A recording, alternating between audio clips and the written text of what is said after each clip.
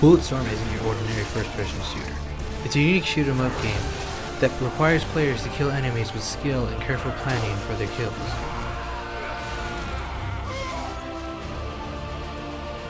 Bulletstorm takes place in the 25th century, where a group of secret black ops called Dead Echo protect the Confederation of Planets. You play a space pirate, Grayson Hunt, whose squad went AWOL after discovering their commanding officer, then the main antagonist of the game, General Serrano, tricked them into killing innocent civilians as opposed to drug dealers and mass murderers.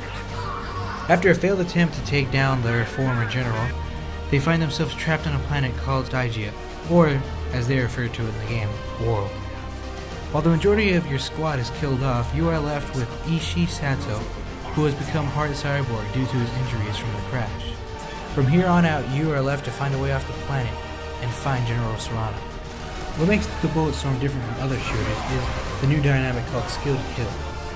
You will be rewarded skill points by killing enemies in unique and diverse ways. For example, by kicking them into large spikes or cactuses, or shooting them in the crotch and watch as they beg for mercy as you kick their head off. You could also do simple kills like headshots or body shots, but they won't rack up as many points as the skill kills.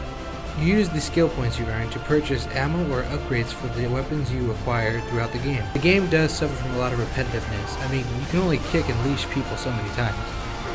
Yes, you could upgrade your weapons to pull off more complicated kills, but unfortunately you don't get the full experience of your weapons until late in the game. But don't fret, the game does throw in some very awesome moments to keep you on your toes. The environments are all great and enormous and have some of the nicest looking graphics to date.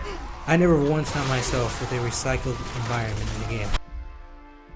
Each act had something unique to throw into the levels to keep the pace smooth instead of rushed. Even the enormous bosses look great and are not out of texture. In the end, Bulletstorm is a fantastic game that puts you on the edge of your seat. The game does suffer with competitiveness, but if you're patient enough to hold it out, the game is pretty rewarding.